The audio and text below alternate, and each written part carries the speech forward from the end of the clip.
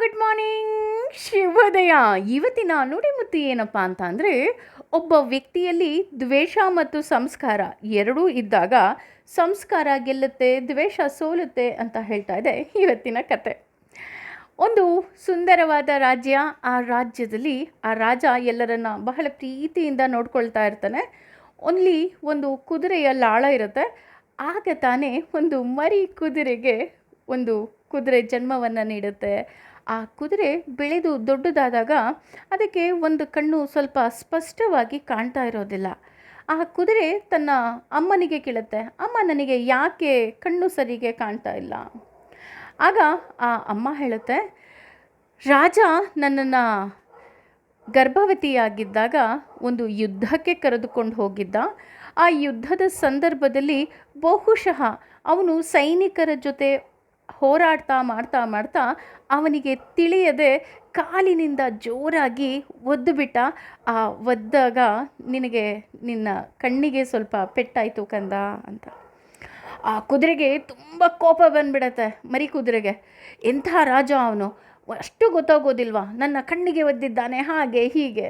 ಆಗ ಅಮ್ಮ ಕುದುರೆ ಹೇಳುತ್ತೆ, ಇಲ್ಲ ಪುಟ, ಆ ರಾಜ ತುಂಬ ಒಳ್ಳೆಯವನು, ನನ್ನನ್ನು ತುಂಬ ಪ್ರೀತಿಯಿಂದ ನೋಡ್ಕೊಳ್ತಾನೆ. ನನ್ನನ್ನು ಅಷ್ಟೇ ಅಲ್ಲ, ಆ ರಾಜ ಇಡೀ ರಾಜ್ಯದ ಸಕಲ ಜೀವಿಗಳನ್ನು ಸಹ ತುಂಬ ಪ್ರೀತಿಯಿಂದ ನೋಡ್ಕೊಳ್ತಾನೆ, ಕಾಳಜಿಯಿಂದ ನೋಡ್ಕೊಳ್ತಾನೆ ಅಂತ ಆ ಮರಿ ಕುದುರೆಗೆ ಅಮ್ಮ ಪ್ರತಿನಿತ್ಯ ಆ ವಿಷಯವನ್ನು ತುಂಬುತ್ತಾ ಇರ್ತಾಳೆ. ಆದರೆ ಆ ಮರಿ ಕುದುರೆ ಹೇಳುತ್ತೆ, ಇಲ್ಲ, ಒಂದಲ್ಲ ಒಂದು ದಿನ ನಾನು ದೊಡ್ಡವನಾದಾಗ ಆ ರಾಜನ ಮೇಲೆ ನಾನು ದ್ವೇಷವನ್ನು ತೀರಿಸ್ಕೊಳ್ತೀನಿ, ಹಾಗೆ ಆ ರಾಜನಿಗೆ ತಕ್ಕ ಶಾಸ್ತಿಯನ್ನು ಮಾಡ್ತೀನಿ ಅಂತ ದ್ವೇಷ ಸಹ ಆ ಕುದುರೆಗೆ ಬೆಳೀತಾ ಹೋಗುತ್ತೆ. ಹೀಗೆ ಕಾಲ ಕಳೆದಾಗ ಒಂದು ದಿನ ಏನಾಗುತ್ತೆ, ಅದೇ ಮರಿ ಕುದುರೆ ಬೆಳೆದು ಯೌವನಾವಸ್ಥೆಯಲ್ಲಿ ಬರುತ್ತೆ, ಹಾಗೂ ಅದು ಸಹ ತುಂಬ ಬಲಿಷ್ಠವಾಗಿರುತ್ತೆ. ಆಗ ಆ ರಾಜ ಆ ಕುದುರೆಯನ್ನು ಏರಿ ಯುದ್ಧಕ್ಕೆ ಹೋಗ್ತಾನೆ. ಯುದ್ಧಕ್ಕೆ ಹೋದಾಗ ಶತ್ರುಗಳು ತುಂಬ ಪ್ರಬಲವಾಗಿರ್ತಾರೆ. ಅವರು ಬಾಣದಿಂದ ಆ ರಾಜನ ಮೇಲೆ ಹಾವಳಿಯನ್ನು ಮಾಡ್ತಾರೆ, ಹಾಗೂ ಆ ರಾಜ ಇನ್ನೇನು ಸತ್ತು ಹೋಗ್ತಾನೇನೋ ಅನ್ನುವಂತಹ ಪರಿಸ್ಥಿತಿ ಬರುತ್ತೆ.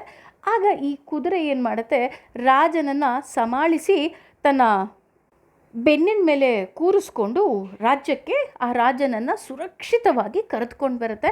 ಇದನ್ನು ಕರೆದುಕೊಂಡು ಬರೋದನ್ನು ನೋಡಿ ಸೈನಿಕರೆಲ್ಲ ರಾಜನನ್ನು ಇಳಿಸ್ಕೊತಾರೆ ಹಾಗೂ ಚಿಕಿತ್ಸೆಯನ್ನು ಕೊಡ್ತಾರೆ. ಆ ಕುದುರೆ ತನ್ನ ಅಮ್ಮನ ಬಳಿ ಹೋಗಿ ಹೇಳುತ್ತೆ, ಅಮ್ಮ, ನನ್ನ ಹತ್ರ ತುಂಬ ಒಳ್ಳೆಯ ಅವಕಾಶ ಇತ್ತು, ಆ ರಾಜನನ್ನು ಅಲ್ಲೇ ಬಿಟ್ಟು ಬಂದುಬಿಡ್ಬೋದಿತ್ತು, ಅಥವಾ ಅವನನ್ನು ಬೀಳಿಸಿ ನಾನೂ ಸಹ ತುಳಿದು ಬಿಡ್ಬೋದಿತ್ತು. ರಾಜ ಅಲ್ಲೇ ಕೊನೆ ಉಸಿರು ಎಳೆದು ಬಿಡ್ತಿದ್ದ ಅಮ್ಮ. ಇಷ್ಟು ಒಳ್ಳೆ ಅವಕಾಶವನ್ನು ನಾನು ಬಿಟ್ಬಿಟ್ಟೆ, ಯಾಕೋ ಗೊತ್ತಿಲ್ಲ. ಆ ಸಂದರ್ಭದಲ್ಲಿ ನಾನು ಆ ರಾಜನನ್ನು ಕಾಪಾಡಬೇಕು, ಕರೆದುಕೊಂಡು ಬರಬೇಕು ಅಂತ ಕರೆದುಕೊಂಡು ಬಂದುಬಿಟ್ಟೆ, ಯಾಕೆ ಹೀಗಾಯಿತು ಅಂತ ನನಗೆ ಗೊತ್ತಾಗ್ತಿಲ್ಲ ಅಂತ ಹೇಳುತ್ತೆ. ಆಗ ಅಮ್ಮ ಹೇಳುತ್ತೆ, ಇಲ್ಲ ಕಂದ, ನನ್ನ ಸಂಸ್ಕಾರ ಅಷ್ಟೊಂದು ಹಾಳಾಗಿಲ್ಲ, ನಾನು ಒಳ್ಳೆಯ ಸಂಸ್ಕಾರವನ್ನು ನಿನಗೆ ಕೊಟ್ಟೆ. ಆ ಸಂಸ್ಕಾರ ನಿನ್ನ ದ್ವೇಷವನ್ನು ಸಾಯಿಸಿ ನನ್ನ ಸಂಸ್ಕಾರವನ್ನು ಎತ್ತಿಡಿತು. ಅಷ್ಟೇ ಅಲ್ಲ, ನೀನಿವತ್ತು ಆ ರಾಜನನ್ನು ಕರೆದುಕೊಂಡು ಬರ್ತಿರ್ಬೇಕಾದ್ರೆ ನೀನು ಅವನ ಮೇಲಿಟ್ಟಿದ್ದ ಗೊತ್ತಿಲ್ಲದ ಪ್ರೀತಿ ನಿನ್ನ ಕಣ್ಣಲ್ಲಿ ಕಾಣಿಸ್ತಾ ಇತ್ತು, ನನಗೆ ತುಂಬ ಖುಷಿಯಾಯಿತು ಅಂತ ಹೇಳುತ್ತೆ. ಹೌದು, ನಾವು ಮಕ್ಕಳಿಗೆ ಯಾವ ರೀತಿಯಾದಂತಹ ಸಂಸ್ಕಾರವನ್ನು ಕೊಡ್ತೀವಿ, ಅದೇ ಸಂಸ್ಕಾರ ಅವರಿಗೆ ಅರಿವಿಲ್ಲದೆ ಅವರ ಮನಸ್ಸಿನಲ್ಲಿ ಬೇರೂರುತ್ತೆ. ಹಾಗಾಗಿ ಅಪ್ಪ ಅಮ್ಮ ಸದಾ ನಾವು ಮಕ್ಕಳಿಗೆ ಒಳ್ಳೆಯ ಸಂಸ್ಕಾರವನ್ನೇ ಹೇಳ್ತಾ ಇರಬೇಕು. ಅಷ್ಟೇ ಅಲ್ಲ ರೀ, ಆಗ ತಾನೇ ಅರಳೋ ಹೂವಿಗೂ ಗೊತ್ತಿರೋದಿಲ್ಲ ಅದು ಸ್ಮಶಾನಕ್ಕೆ ಹೋಗುತ್ತೋ, ಮಂದಿರಕ್ಕೆ ಹೋಗುತ್ತೋ, ಅಥವಾ ಯಾರದ್ದಾದರೂ ತಲೆಯ ಮೇಲೆ ಇರುತ್ತೋ ಅಂತ ಅಲ್ವಾ? ಆದರೂ ಸಹ ಅದು ನಗ್ತಾ ಇರುತ್ತೆ. ಅದೇ ರೀತಿ ನಾವು ಸಹ ನಗ್ತಾ ನಗ್ತಾ ಈ ದೇವರು ಕೊಟ್ಟ ಜೀವನವನ್ನು ಆಸ್ವಾದಿಸೋಣ, ಹಾಗೂ ಪ್ರತಿದಿನ ಪ್ರತಿ ಕ್ಷಣ ದೇವರಿಗೆ ಕೃತಜ್ಞತೆಯನ್ನು ಹೇಳೋಣ. ಏನಂತೀರಾ? ಯೋಚನೆ ಮಾಡಿ. Thank you.